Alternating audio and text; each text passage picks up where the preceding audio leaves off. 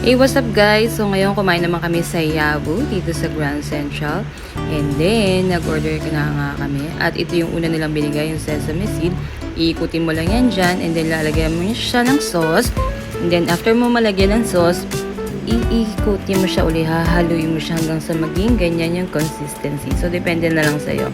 So, ito yung order ko, rosu, 120 grams. And then, brown rice. And then, meron silang free na soup. Ayan, yung kanilang miso soup. Ayan, haluin nyo siya guys na ganyan. And then, saka nyo siya higupin. Napakasarap.